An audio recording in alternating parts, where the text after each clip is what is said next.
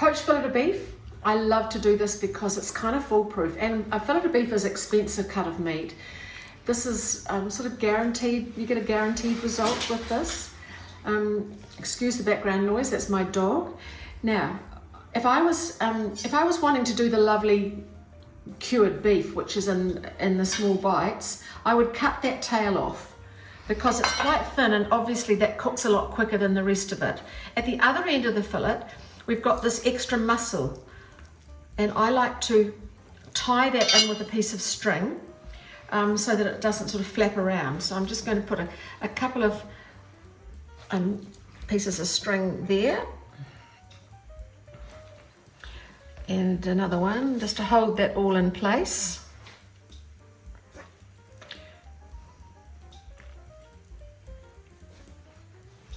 And because I'm not going to do the cured beef today, this is an idea, is to tuck that thin piece in underneath and then string that, and that will just stop it cooking quite so fast.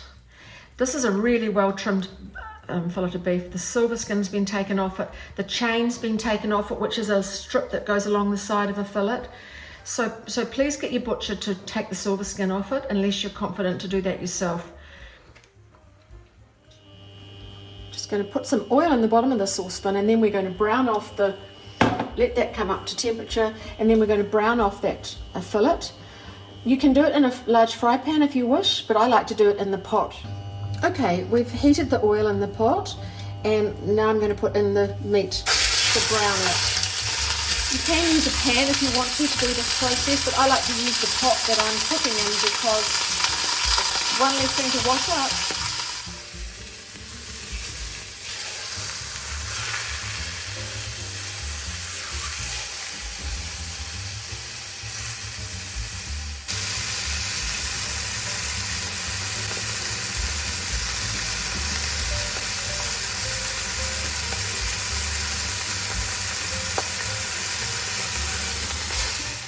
Okay, so we've taken the meat out, and now we're just going to roast off some of those veggies in the bottom of the pot, give them a bit of a toss around, and really they're just there to add a little bit of flavour to the already flavourful stock, but to keep the meat off the surface of the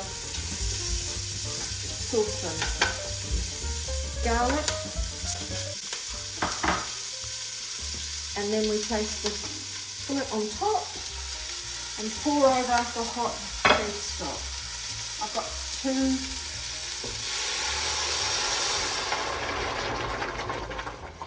got about 2 litres there, just to cover it, just covering.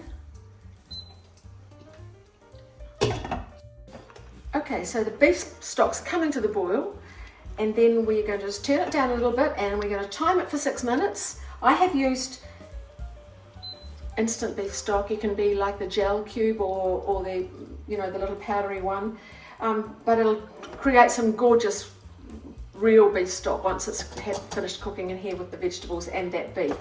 So you can turn that into a jus if you want, or just use it for making a delicious soup. So now the beef is finished, it's been sitting in the stock. If you want to have your beef as rare as possible, my suggestion is that as soon as the 6 minutes is up, you remove it from the pot onto a plate and let it just rest, cover it and just let it rest for 5 minutes before you slice it. If it's too rare for you, you can pop it straight back into the hot stock and just let it sit there for a bit. You never quite know, depending on the thickness of the beef or how, you never quite know how it's going to be until you cut it. But whatever it is, if it's rare or medium or even medium, it'll still be really delicious. So that's delicious served with our sweet caper sauce, or simply a salsa verde.